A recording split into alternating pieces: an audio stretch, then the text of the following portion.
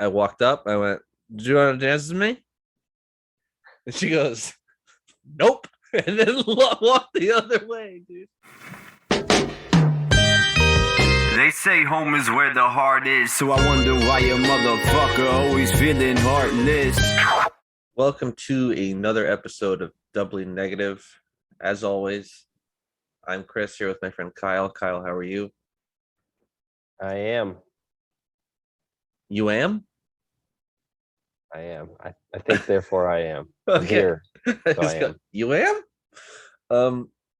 You're probably noticing that I sound pretty raspy. That's because we done switched the schedules this time.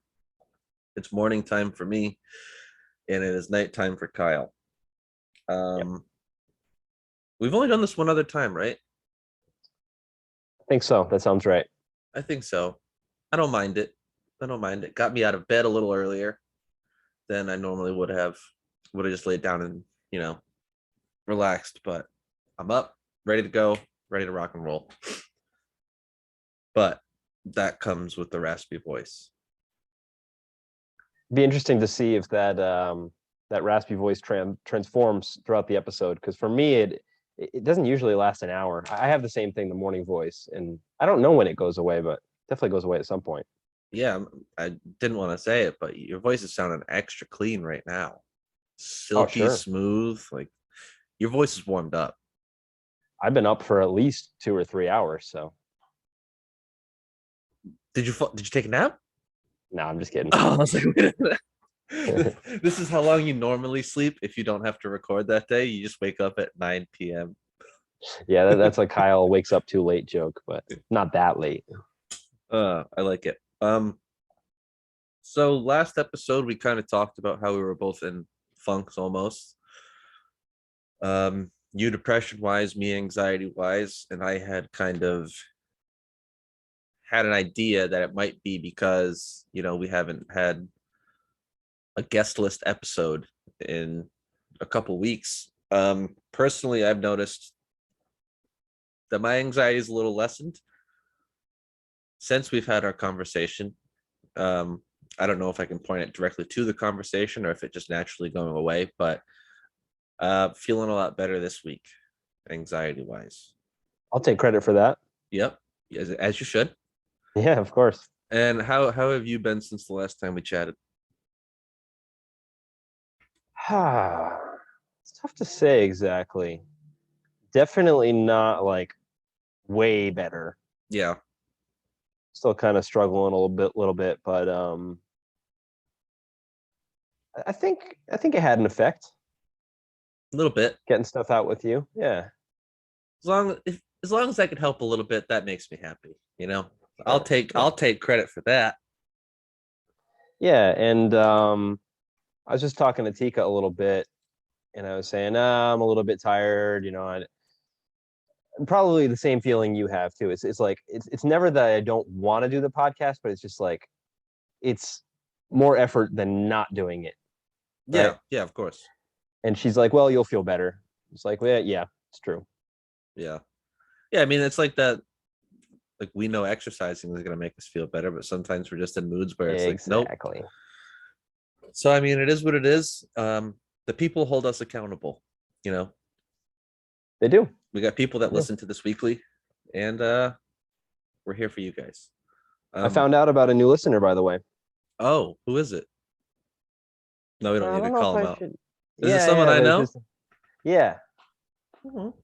Yeah. Someone I haven't talked to one-on-one in quite a long time, and we caught up, and he was just telling me that he listened to a couple episodes, and this is actually an interesting feeling I could bring up. I'm interested to hear how you feel about that when someone you know personally listens to the podcast, because for me, my first feeling is embarrassment. Mm-hmm.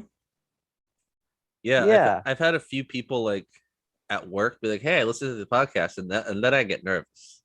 Yeah. I'm like, "Uh-oh." I don't know. We kind of let it fly as far as personal feelings and stuff. So that kind of gets me a little nervous, but I don't know. Exactly. And I do like talking about it though. talking about the podcast with other people. Yeah, at first it's like, oh, you do? Oh, all right, Mm. cool. You took time out of your day to listen. Yeah, yeah. It was my feeling was similar. It started out as like my initial reaction is embarrassment, and then it kind of subsides into that. Like, yeah, that's cool. But I realized that maybe it's interesting. I don't know, but I think the idea of a lot of people that I don't know listening doesn't bother me at all. I think a majority of the people that listen are people we don't know. And that doesn't bother me. But No, someone that I do know, for some reason, it has that little ping of embarrassment or shame. And I was thinking about it. I wonder if it's because I think we grow into these roles with people, like with different friends or your different family members. You develop this kind of style of being with them. You tell certain things to them. You don't tell them certain things, and then you develop this idea of who you think they think you are, if that makes sense. And then questioning that or challenging that in some way might be uncomfortable. And it might be the same way. I don't know if you've ever had this experience, but sometimes I'll like compartmentalize. Like if I've got like one good friend and then I've got another good friend and they don't know each other, the idea of them like meeting, like the three of us hanging out, could be uncomfortable. Do you know what I'm talking about at all? oh yeah, I used to be a big proponent of not mixing friend groups. Yeah, and that's strange, isn't it? Yeah, you never know how other people are gonna mesh. Mm. You know, especially now that we're adults and people have strong political opinions, and you're like, I hope they don't say this in front of that person. That would be touchy. Well, there's definitely some of that, but I was thinking too, it might be like kind of an identity thing. Because, for example, like back in high school, I definitely had a couple of distinct friend groups where, it was like Steve, Dave, Derek, Biggs too, Yep. and then the cross country guys, and then what different groups. And I would kind of act differently in different groups, and maybe like inside jokes or little mannerisms and things. And I guess when you bring those different groups together, which mannerisms do you use and which don't you use. Like you would think maybe I'll look stupid if I say this type of thing that's like funny in our group, but it's weird in this group. You know what I mean? Yeah. I think it comes down to like a comfort level. Mm. And I mean, those inside jokes, obviously they're called inside jokes for a reason. Someone's not going to understand them, and on the surface, it is weird. But to you guys, it's Mm. not, because you understand the joke. I think that all comes down to just a comfort level with a certain person. As comfortable as you might think you are with one person, it's Yeah, just true. different. It's just different. Mm. And especially when things like inside jokes getting tossed around, you they're weird. Sometimes they're fucking weird. Like you say something and it doesn't make any sense, but the other person gets it, and that's all right. It doesn't mean you're less of friends with this person. They just don't. They're not in on it. How are they supposed to know? Yeah, I think also talking about this, I'm kind of picturing and reliving my feelings when I was younger. I don't think it's as much of a thing now, maybe if at all. But definitely in high school, I think I was kind of more of a chameleon, where maybe I would kind of act in a certain way because I wanted people to like me. Yes, you Um, shape to what the person you're hanging out with is gonna like. You think is gonna like more. yeah, and I I think a think I lot of had people can relate to more. that. Yeah, I think I had more anxiety about that, where I would be more worried if, for example, if I'm hanging out with you, who I see in this setting, and then I'm hanging out with Dave, who I see in another setting, I'm some part of me would be worried that both of you are kind of judging me every moment. Yeah. That type of kind of self-consciousness that I definitely, I'm sure I still have it to some degree, but not like I did before. I definitely had that really bad when I was younger. Well, if you think about it this way, especially with anxiety and wanting to please everybody, when you bring two friend groups together, the common factor is you. Exactly. Yeah. So you have this feeling of, oh, all eyes on me. I gotta play court jester, and I gotta, you know, please both of these people to keep my social status up with both of them. Exactly. And then you and I are probably similar in this way, but you're always trying to make sure everyone's okay. You want to please everybody. So yeah, that might be the inside joke thing, or like the little mannerisms too. You don't want to leave anybody out. So maybe you're kind of not truly being yourself. You're cutting off a part of yourself because you don't want to alienate anyone. You're you're trying to be the least common denominator or whatever by pandering to both at the same time. Yeah, you just turn into a pandering son of a bitch. Yeah, it sucks. Yeah, I mean, I do relate to that where it's like, oh, I got to make sure everyone feels included. Like, even I remember in social settings where, say, if at like a show or something back in the day, if I saw someone that wasn't like as comfortable with the group and like we were all chatting, I would always make it a point to like try to talk to that person and be like, hey, what do you like? Bring them in on the conversation, because I hate seeing people standing there wanting to be involved but waiting for an in. Because I know that feeling personally. It's a terrible feeling where you're sitting there like twiddling your thumbs, just going and not having a chance to speak because you don't know everyone as well. So I even do it now. It's not as often because I never leave my house. I don't like doing stuff. Uh, but I always make it a point to bring that person into the conversation. Totally. Yeah, that's a very nice thing of you to do. And then I know exactly what you're talking about because I've definitely been there and I've done the same thing as you too, that little bit of charity. There's nothing worse than when there's a group of people, like maybe five or six or something, and like four of them seem comfortable and at ease and they're having fun. And then the fifth one is just a little bit off the rhythm. And you can tell, like you're saying, you can tell that person wants to be involved and maybe they'll even make jokes or say something and nobody even responds. It's like they're not there. And Yeah, that's just like, oh, that kills me inside to be that person and to see that too. because it is the worst feeling Mm, ever, it's terrible. and everyone's been there. Yeah. I wonder if other people notice this or if we're just hyper focused on things because we're fucking weird. Probably a little bit of both, even though they don't work together. Yeah, Yeah, I don't but know. if people are realizing that and they're not including these people in the group, it's almost like they're intentionally not giving a fuck. Mm. I don't like that. I don't like that. Well, to be fair, I've done that too. Fuck you, dude. Yeah, I'm trying to recall specific examples. It's kind of like a weird cloud of a memory in my mind. I remember, hmm, not necessarily purposely excluding someone, but it's like sometimes you're having fun, the people you're with are having fun, and this other person's just not on the same level, and So you're saying you're on you're a just higher level than them. So you're saying they're low, exactly. they're That's lower, exactly what I they're mean. lower than you, is what you're saying. They're Keep not as going. good as me. Yeah. Keep going. Holier than thou, Kyle. No, it's like, okay, so actually I can put it this way. What you're saying you've done and what I've done too by including them is actually a little bit fucked up from a certain perspective because Hi. it's kind of condescending. No, we're just trying to have everyone have a good time. It's not condescending. Yeah, but you have to put in extra effort to do it. It's almost like they're handicapped or something, like you're assisting them in the conversation. In those situations, I mean, you do have a social handicap if you're not as comfortable with the rest of the group.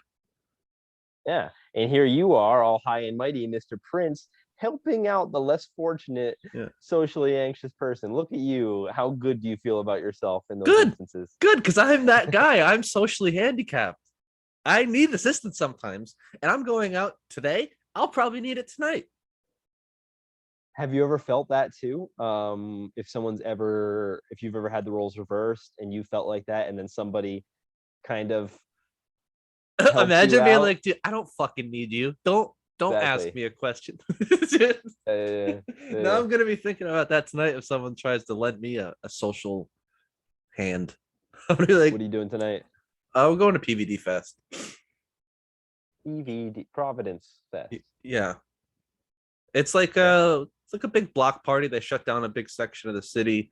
There's like music, local vendors, food stuff. So it'll be a good time. It'll be very crowded. And I'm sure I'll hate it at first until I have like a drink or two and then I loosen up because there's one thing I hate, it's being in large crowds. I do not. Is that I was you gonna say too? you're gonna get drunk. I'm gonna have to. Yeah. I don't like being in like large crowds. Um, I don't like being in busy places. Yeah. I don't even know if it's an anxiety thing. It's just I don't want to wait in line for anything. Mm-hmm. Fuck that. That's just not me. When people are like, oh, we got to go here. It's great. Like it's gonna be a huge party. And it's like I gotta wait in line for a half hour just to get in. No, nope, not doing it. There's nothing worth. I mean, I'm sure there are certain things, but I mean, even for example, like we used to go, like me, Pete, Costa, Pseudo, that whole crew.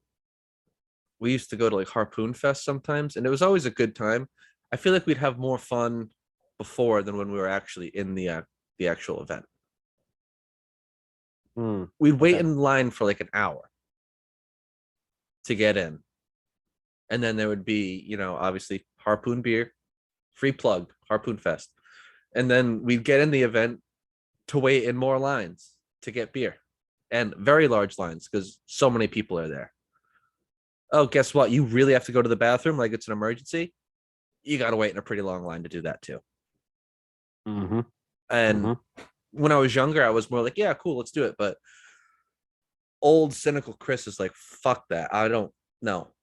To be around people I don't know, just hang out with my group of friends. Let's just do that somewhere where it's just us. I don't want to. I'm just not in that headspace where I want to do that stuff anymore, like at all. I can't imagine doing that again. I feel that. I've definitely had the same experience as you, what being younger, and Beer Fest came to my mind too, actually. The same type of thing. I think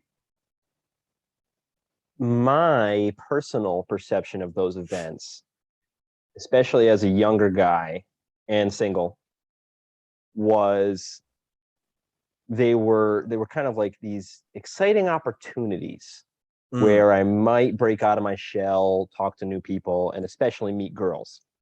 yeah, So I that would was always the thought for me when I was younger and single, but socially awkward, social anxiety never happened. I went through periods where I tried so hard. um, and there were times, and alcohol was hugely involved. Uh, there was years during college and like not no, I wasn't even drinking in high school, maybe a little bit at the end. But anyway, yeah, like my group of friends in college would go to these things and we would get bombed. And then sometimes I would have the courage to start talking to random people. And sometimes I would have an absolute blast. It was like if I could get over that hurdle of talking to just like a couple random people in a row, it was like I could just unlock this social side of me, and then I wasn't afraid anymore, and I could just talk to people. I would have so much fun sometimes, Yeah, um, and then other times I just couldn't do it at all. I would just be in my head, and I would hate it. And now I don't think I've become the same like you. Like I don't see it the same way anymore. I mean, I'm in a relationship. You're married, so we're not going to meet girls. no, I feel like And your want to open up your social circle leaves as you get older. to a large extent, yeah, Yeah, yeah. So now, yeah, large groups of people before they represented opportunities, and now that opportunity is almost entirely removed. I'm not gonna fucking strike up a conversation with a random guy or something. no, because what does that It, conversation do for me? Nothing. I might like enjoy the it's yeah, conversation, but that's where it ends. And then when you take that away, all you're left with is the negatives, which you've already mentioned: the claustrophobic feeling, the hassle, parking if applicable, long Oh lines. God damn it. Yeah, it's a bit of a hassle. So that I'm makes me canceling my wonder. plans tonight. Yeah, I was about to say, why are you going? Just because I'm going with some friends that I don't really see that often, but love dearly. So they're going. I'm Okay. gonna go. Um, I don't know. Just the large crowds, especially living in the U.S. You never know if something's gonna pop off, right? Luckily, thank God it's not a school. So fucked up that even has to be in people's heads, dude. It really is. But alcohol really is magical. Mm-hmm. Um, Sure is. because It's a I social haven't, lubricant. yeah, I haven't used it as extensively as I used to, but sometimes when you drink enough, everything gets real fun. Yeah. Yeah. It's crazy. Um, so I kind of want to. We're gonna poke into the days of single Chris and Kyle, and I Sure. kind of want to make fun of myself a little bit. Um, so single Kyle, were you able to ever like approach females in person at a bar and start chatting? Chris, I'm surprised we never talked about this. I made it a project. We may have talked about it, but give me a refresher. Oh yeah, we did. We did because that letter referenced it. Oh yeah, Learning social skills online. Yeah. yep, yeah. Oh yeah, yeah. Oh, I might be seeing him today. Oh really? Yeah. Cool. So yeah, there was a point, I think early college, where I realized that I had a deficiency socially, or like I had too much fear, and it was impeding my ability to find mates, Chris. Yeah. And yeah, I did look up social skills online. Fucking kill me. Yeah. And Fucking kill me. that's a reference. Yep.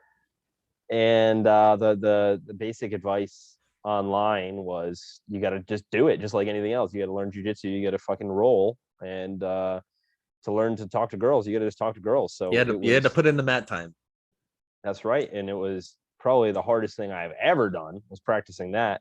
But I don't know if I've ever mentioned this. I might never mention this. I would do it a little bit in college, and I never told anyone that this was what I was doing. I never told them, hey, I Googled this stuff and I realized you got to talk to girls. So I would just get bombed, and then I would just go talk to girls. And I'm sure it looked really weird to my friends because nobody did that. Yeah. But anyway, the turning point was when I moved to Texas, and I didn't. There was a period where was this the second time? Yeah, it must have been the second time.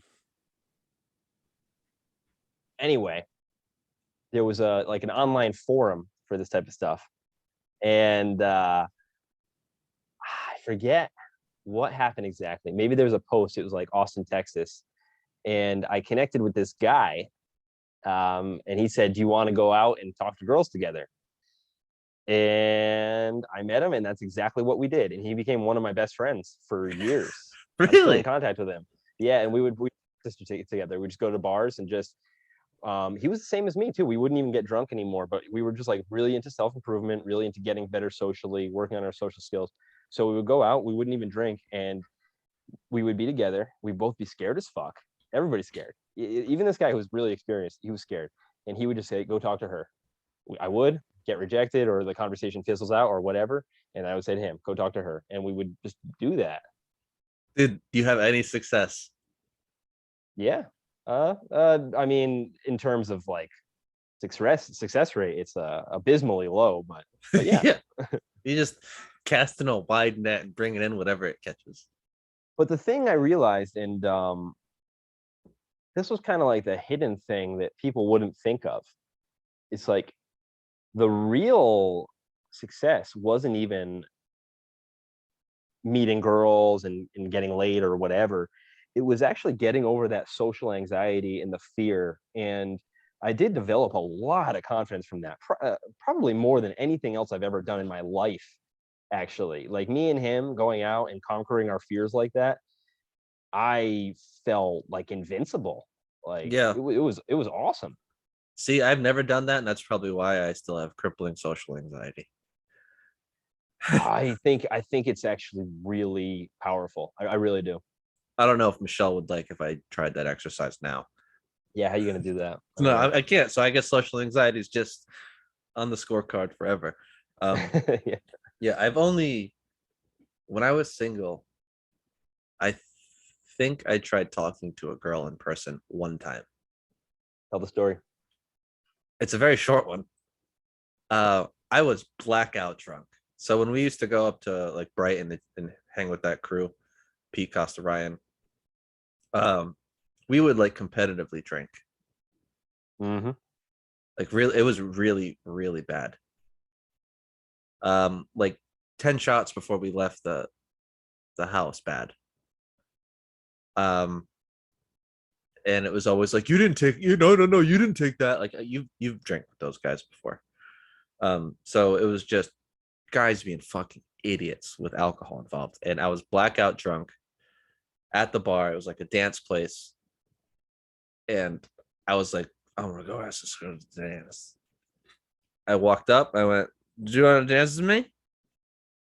And she goes, nope. And then walked the other way, dude. And that's the story of Chris asking girls to dance and talk. That's That, the whole anthology that's of it. your That's the story of entire. it. Wow. Yeah. So So my all E the game girls was always on point though. e-game. I game, internet game, E game. Isn't that yeah, E game? I don't know. Yeah. Okay, yeah, sure. Yeah. Dating apps, you know, social media interactions. That's where I thrive. My face isn't, I'm not there facing the rejection. Um, so yeah, social anxiety. I can't talk to people face to face. Like to the point where I like I can't if someone's like, hey, you want to meet at a bar? I'm like, how's the parking? There's a parking situation. I'm already thinking about like, do I have to parallel park? Because I get anxiety parallel parking because I don't want to hold anyone up. I don't want people watching me do stuff. And then I get nervous about walking into the bar and then finding that person and then being by myself and looking like an idiot. Yeah. We've talked about that before. Yeah, and this thing in particular, I think it's interesting because we call it social anxiety, and I think that's accurate, but I think it's the norm in this specific instance rather than abnormal, which is the ability to go up and talk to a stranger. I don't think if you had a distribution of all the people, I think most, if not damn near all people cannot do that. And I think a lot of people think they can. They like to have this idea in their head of, oh yeah, I can do that. But in my experience of just going out with so many different friends and girls and guys, I've seen this a lot with girls. They'll say, "Oh, that guy's cute. Can you go talk to him?" No, of course not. yeah. And guys, every guy I've ever gone out with, except guys that have specifically made it a goal to be able to do it, nobody can do it. So I don't know if is that still social anxiety or is it just like that's a hard thing to do? I don't know, but Most of the people that I know that are good at like or like we're good. I don't really hang out with many people that are even single now. That were good at talking to the opposite sex or the sex of their choice. They were good at just striking up conversations with anybody. It's almost like when you remove the whole, okay, this is what I'm here for, and they're willing to have conversations with just anybody, and they're not doing it for the sake of, meeting someone to get in their pants. It kind of takes that anxiety away for them, I guess. So I saw like a lot of people that were just good at talking to people in general. a lot though, because my hypothesis is that it's actually very rare. No, it is very rare. Like I know a handful of people that like if they're at the bar, they'll just start talking to the person next to them, like striking up a conversation with the bar, and then all right, see you guys later. Like they're just good at talking to people in general. Yeah, yeah. It's funny too because I've been like that. So I wonder if other people have been out with me and thought that I was like that. that I was just like, but no, it's always been like a concerted effort. I know I sound like a sociopath right now, but Yeah. that does not come naturally to me. But it's something that with practice is possible. But I do think there are people that are just naturally like that, and I definitely envy the shit out of them. That would be awesome to just naturally be like that. Yeah. I think for me, it also depends on like at what point in my life am I at. So now I have low self-confidence, and um that probably plays a big factor in me just striking up conversations and being a social butterfly, for lack of a better word. So when I was younger and I was working in a restaurant waiting on tables in the best shape of my life, great hairline, I was like way more willing to talk, go out, have these conversations. And maybe it comes down to like, for me, with the lack of self confidence, almost hiding myself, embarrassed of what I am now versus what I was before. I think you brought up a couple of very important things with what we're talking about there, and one of them is definitely what you just said. What you finished with is definitely the self confidence thing. Um, but I think maybe more important, and maybe this one actually causes the other one, is when you were waiting tables and stuff. That's almost like you were at jujitsu every day. Yeah, practicing. Yeah, and that's an interesting one because it's kind of forced upon you. You were forced to interact with, I don't know, dozens, if not hundreds of people every day.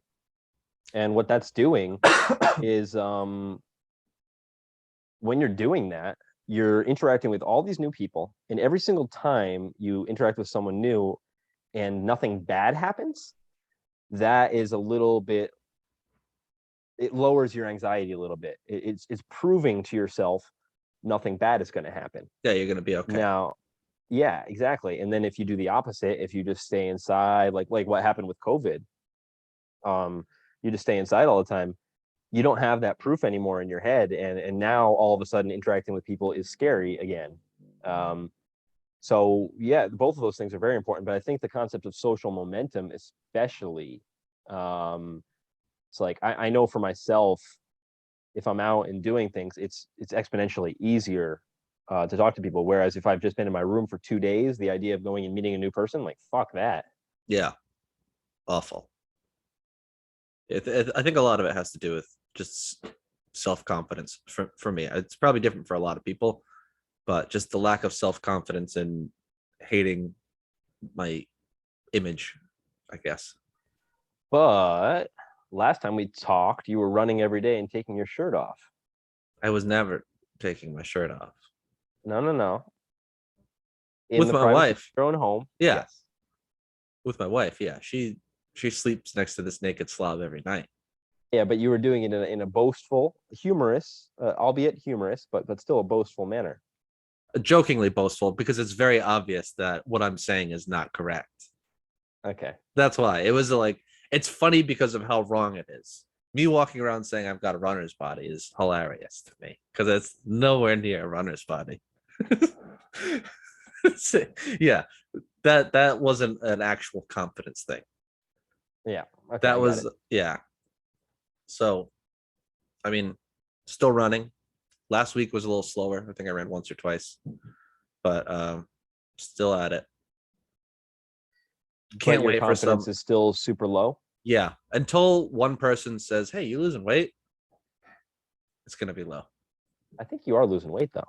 You're saying that now. I know. Yeah. Yeah. So once like someone says that to me, I will think in my head, what I'm doing is working. Someone's noticing it. This is good. Keep doing that. Does it matter who says it to you? If Michelle Nope. says it to you? She's lying if she says it. It has to be someone else. Exactly. Yep. She's lying. Even if she's not lying, it feels like she's lying, right? Yeah. You're trying to pump my tires. It needs to come from Yeah. someone else. Yeah. Yep. Someone that doesn't care about my mental well-being or know what's going on in my head at all times during the day needs to say it. an objective observer. Yeah, just oh hey, Yeah. you look like you're dropping a few pounds. Really? Can't wait to tell people how easy it was. You just got to get out there and do it, man. That's it. I'm just gonna be that guy. You haven't gotten the opposite though in a while, right? Like the hey big guy. I haven't gotten that in a while. No, but I just like to pretend that guy said that because I'm jacked. Shit. Sure. Yeah. Yeah, sure. Yeah. Yeah. Yeah. But it'll come. It'll come. I just got to keep doing it. The thing, I got to get the diet back on track, though. It's not. Ah, it isn't. It isn't. I'll have a salad for Uh, lunch and then, 3 steak sandwiches when I get home for dinner. I don't know. yeah, man. Yeah. Well, mine hasn't been. Yeah, I'm all over the place. I don't know what I'm doing. Yeah, but I feel like your weight doesn't fluctuate, you know? Incorrect. Like a lot. Like Yeah, me, well, I was used to fluctuate 155. a lot more. I was 155 when I met my wife.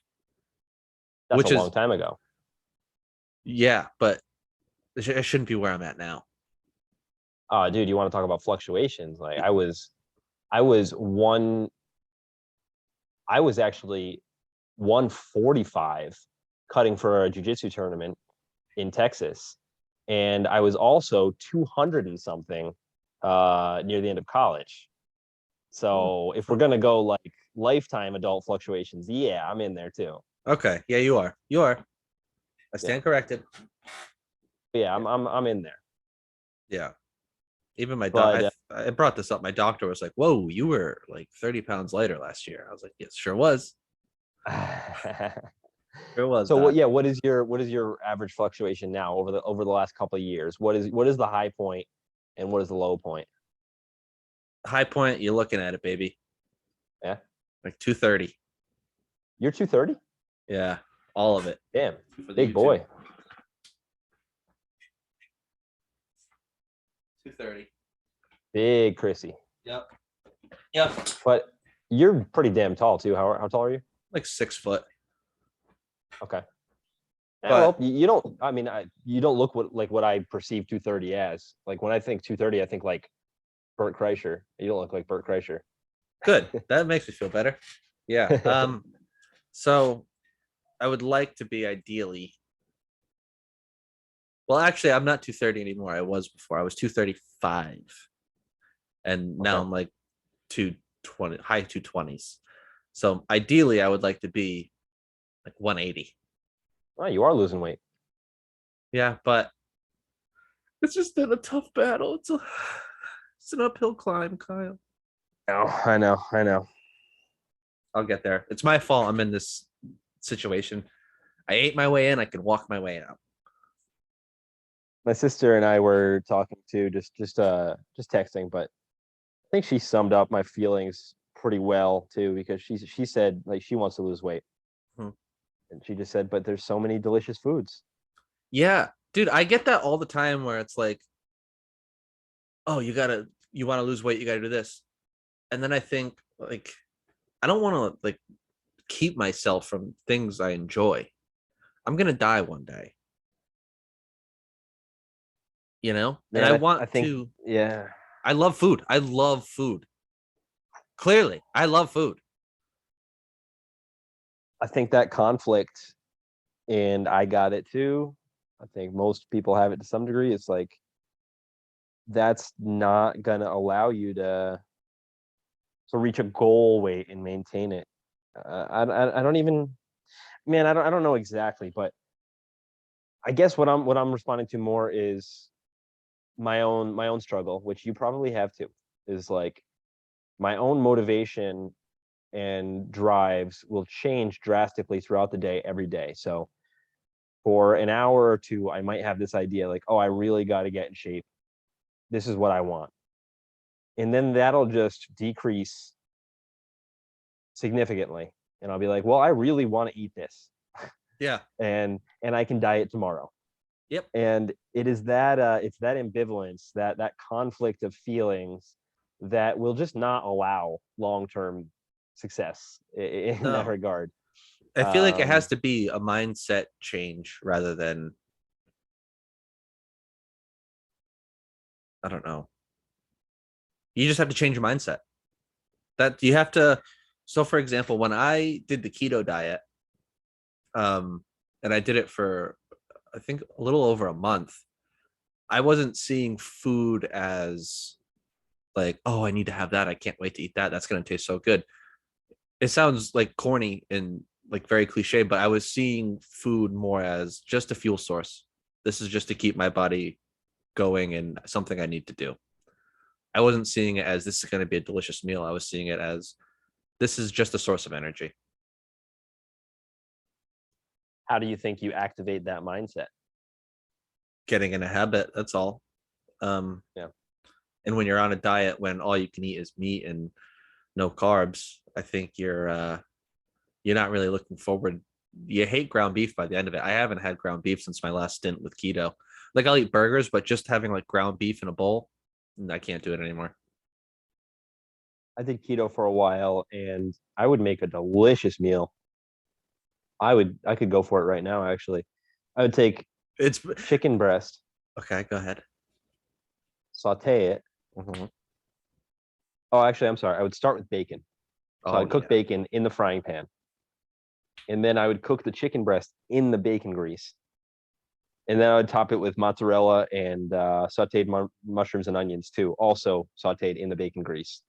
So that's just pretty much pure fat and a little bit of protein. But I think keto might be the diet for me, just because you can eat like a fat fuck and you still lose weight. I was losing weight. I would go to Wendy's, get a baconator, throw the buns off, and eat it. I was losing weight yeah, doing that. it's something. But Maybe, you do still have to count calories that way. yeah. Or I mean, not that at would all. be like all I ate that day. I would have like a Yeah, small snack afterwards, but um, maybe that's maybe I become Chrissy Keto again. I would like to see it. That'd be a fun journey to document. I think it's such a stupid fucking diet, though. Yeah, I'm so anti keto, but it works. It's just such a dumb fucking diet. Like you can't not have carbs. you can. I feel like it's like health wise, like long term people on keto, like it fucks you up. It's not a good diet for your body. I don't know if that's true. I'm sure if you Google it, you'll find answers that support both hypotheses. You will. Yeah. Who's is right? We don't know. Yeah. I can just offer a kind of a middle of the road, but leaning towards keto's fine idea. And that's like when you really look at all the consequences of dieting or poor diet rather, heart disease, diabetes, and all these things, it comes from mostly the people that are just not on any sort of a strict diet. Yeah, because it's a lack of diet. That's just everything. I'm on the everything diet. Whatever you got, I want. So if you're on a keto diet and you're just eating less calories, it's got to be preferable to the standard eat whatever the fuck I want diet. It just has to Yeah, be. yeah, that makes sense. That makes sense. The We'll see. default is yes. I'll think about it. I'll think about it. It's tough because I'm the chef in the house and I do got to prepare food for the lovely wife. Mm.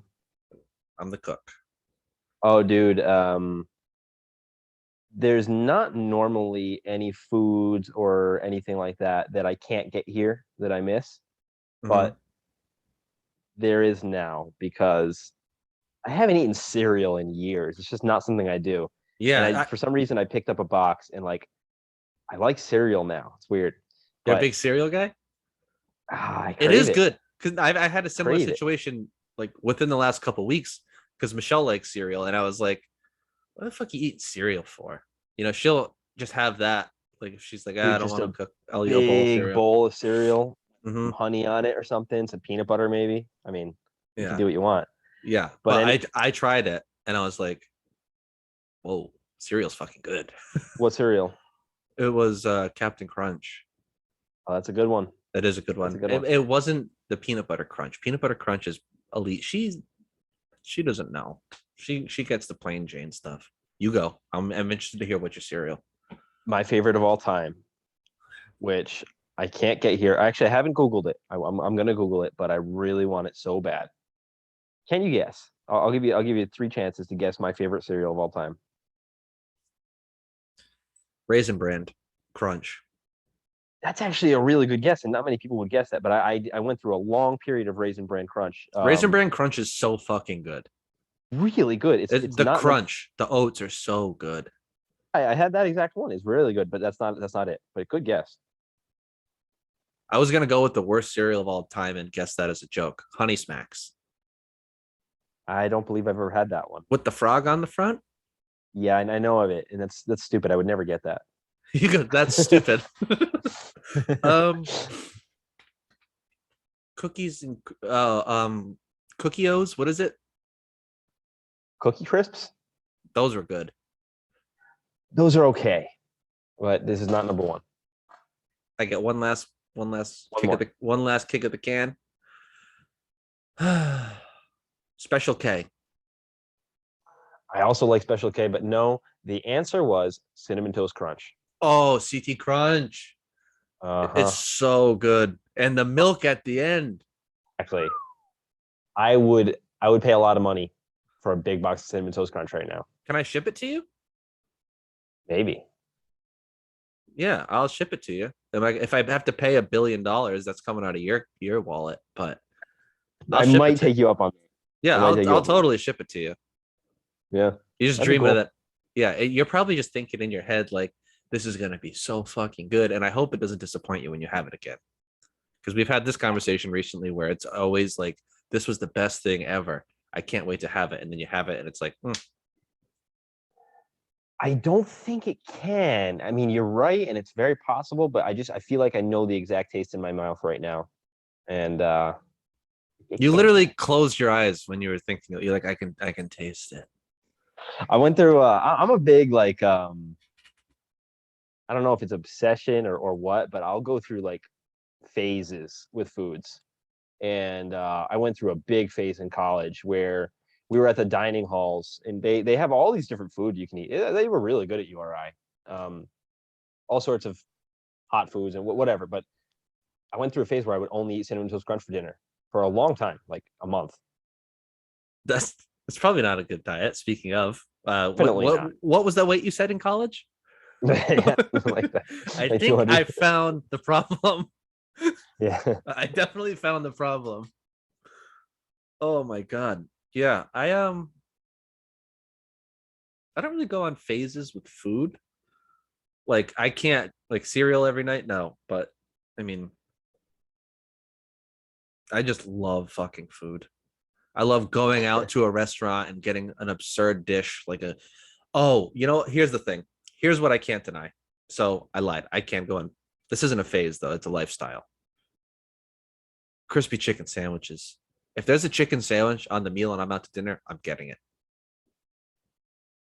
I'm a big fan too. I fuck it. Just chicken cutlets in general, dude. Oh, Yeah, the yeah. cutlets. Chicken Yeah. cutlet, brown gravy, chicken and waffles with sausage gravy. And I love gravy, dude. That's the problem. That's why I look like this, dude. I love gravy. Chicken Parmesan. Oh, yeah. That's a good gravy. Yeah. We're talking Italian. That's good gravy. Oh, when you say gravy, are you referring to Brown the brown stuff? gravy. I like, Okay, yeah. brown gravy. That's good That was stuff. like my favorite thing as a kid. My mom was like, sure, you can have it all the time. Thanks, mom. You were so good. Just a bowl of gravy. Yeah. But like just chicken cutlets with brown gravy. Oh, when I worked at Marchetti's, Ooh. I ate a lot of Italian food all the time. Dude, you worked there? I think I probably knew that, but I forgot it. But that place, damn, that's some good food. So good. They had a chicken parm brown gravy. So it'd be like chicken cutlet, Parmesan cheese, and then just a boatload of brown gravy over the top. That sounds great. But Oh, what I've gotten, I think this is the only thing I've ever gotten there. I've only gone like 3 times, but I will never get anything else. Is chicken Milanese. the chicken mill, dude, that is the fattest dish of all time. I used to It get is. chicken Milanese, right? I would put pasta in it so it would Mhm. mix with that cheese sauce. So chicken Yep. Milanese over pasta, add a little bacon. Oh do that for me? And sometimes some hot sauce too. I'd make a buffalo chicken Milanese. Sounds good. Oh, this turned into a food podcast. We are fat kids, Kyle. It did, dude. But yeah, that especially Marchetti's, and it's so cliche. It's like I don't even want to say it because I've even talked to Steve recently, and he went to Marchetti's, and we were both complaining about the same thing. Anytime anybody goes to Marchetti's, they have to be like, "Oh, the portions are so big," but it's just true. Yeah. It's so fucking big. As a server And there all the time. Oh, that's all you hear. You guys really cut down the portions. I'm gonna need to take this home with me. Yeah, you're gonna need to put this in a wheelbarrow. Huh? Yep, Right. sure thing, Bob. But that chicken Milanese, it's just got so much cheese. It is the fattest thing. And But I would just so love you it. know, that's not a traditional chicken Milanese. If you order a chicken Milanese, it's in like a fucking wine sauce. Yeah, I was gonna say I don't even know what Milanese is. That's not that. That's not an yeah. Italian Milanese. That's the only place on the planet you can get that style of meal. So they just made up a code word for this is what the fat guys get. Yeah, it's a chicken meal. Sure. I do kind of miss being a server though. I can never go back to it because it sucks. But there are parts of it where it's just like, you know, just the constant interaction with people. You meet a lot of interesting people. A lot of people suck, but you meet a lot of interesting people. And just like, especially at a place that was as busy as that, just getting fucked up with orders and just getting beat down all day, working so hard, just running around like a psychopath. And at the end of the day, it being over and you just like having a drink with people you just went through it all with. I do kind of miss that aspect of it. I get it. Yeah. Yeah. It was. I think it's an important thing that everyone should do in their life is be a server. I think everyone should have to do. I never that. will. No, you do get the people skills you learn about the general public, and that's maybe why I'm so negative towards the general public now, though. So maybe you don't need to do it because now I generally think the worst of people. I could see both sides. I could see it sucking so bad. But I could definitely see like the reason why it sucks is because you're busy all the time. And if you're busy all the time, you're kind of out of your head, probably. Yeah. For a lot of that. And that's probably probably very freeing and you feel great afterwards, even though it kind of sucks in the moment how hard it is. Because you snap out of it and you're like, oh, I'm back. What happened the last 4 hours? Yeah, it was definitely like a fun. You meet a lot of interesting people, and the other thing that makes it suck too is like that you just deal with awful people. There's a lot of awful people in the world, entitled people. Like, it's just, ugh. That's the worst part. Is the dickheads that come in and make your job difficult because they think their shit doesn't stink. Yeah, I've had I guess the most customer focused job I had was probably Cumberland Farms. That sucked. Yeah. In a way. In some ways it was all right, but that's just like a convenience store where you see hundreds of people a day. But I don't think I got the opportunity for the entitledness stuff to come out as much because you're dealing with people more extended period of time. They have more requests. Their requests are more complicated. Yeah. And I'm responsible for bringing them their dinner. When people go out to dinner, they want to have like a nice time. They're sitting down. Some people don't want to talk to you. Some people want to talk to you. It's just you're in charge of how nice of a dinner they're going to have. It's kind of true. Because their conversation could be great. They love the people they're with, but I took forever with the food. So now they're pissed off. Or I forgot their appetizer. I just thought of something funny too is like I don't think I do it anymore. Maybe it was like a my family thing, but anytime we went out to dinner, we would always talk about the waiter. We would always be judging them somehow, either positively or negatively. Oh yeah, so you must be aware of that too, right? That's probably just we don't know what else to talk about. Awkward silence. He's really good, huh? Or what's going on? That's like filling the silence. What's the easiest thing to fill it with? Let's talk about this guy. That's exactly what it is. Yeah. People don't like silence. Yeah, and we've talked about that a lot too. Just being able to sit with the silence. the waiter makes a good joke, then you're like, oh, that guy's good, huh? I Yeah. like this guy. Yeah. Or if it bombs, you just hate the guy. You're like, what a dork. Yeah. Good one. Get the fuck out of here. Did you were you trying to make jokes? Oh your yeah. stint? That depended on like where my head was at, like mood wise. I would, if I'm feeling good, I'd go to the tables. I'd, bust chops. I'd talk. I'd try to be that very personable guy. But if I was in a mood where I was just like, I don't want to talk to people, what can I get for you? Just the very, I'm here just to get money from you. That's all. Mm. But Would you notice discrepancies, or like would you notice how it would affect your tips being both ways? it depends. More so, tips would be better when I was in those good moods. Mm. But nothing takes you out of that mood faster than a table you bust your ass with, talking to, you get to know, and then they leave you a shit tip afterwards, and they still loved you, but they're just cheap pricks. How common is that? More common than you think. People are Like cheap. 10% of people, or Maybe 15, 20%. so that'll happen like 1 in 5 times. Yeah. Damn. Even sometimes when you put in that extra effort and you think the table loves you, and then they still only leave you like 20%, it's like, I spent a lot of time over here, man. I thought we had something. Give me wet the beak a little bit. You expect more than 20%, you son of a bitch? When I go above and beyond, yeah. I'm not giving you 20% service, baby. Marquette's? And Oh, there are man, times that that's happened too, where someone's been like, hey, here's $100. Thank you. yeah. $100 on a $50 tab. It's like, oh, all right. How common is that? Not. I don't have boobs, so not very. Like 1 in 100, or more or less? Less. Yeah. Like What about if you huge have tips. boobs? I'm sure it happens all the time. We're gonna have to bring on someone with experience. Michelle. She was. I worked with her at Marquette's and Applebee's, so Dude, she never told you about that? You never asked her? she's got a great set of boobs. It probably happened often. You got to ask. I'd love to hear about that. Do you want me to bring her in now? I don't know. I think she's getting ready to go to therapy. That's So, we're kind of winding down anyway, but I am interested, seriously. yeah. So yeah, we'll talk about boobs and not boobs in the service industry and see if her tips affected that. Gotta. All right. So I think we've been going for an hour. I forgot to set the timer, but thank you all for listening. This one was all over the place, but Certainly was. in a good way, though. We turned into a food podcast towards the end.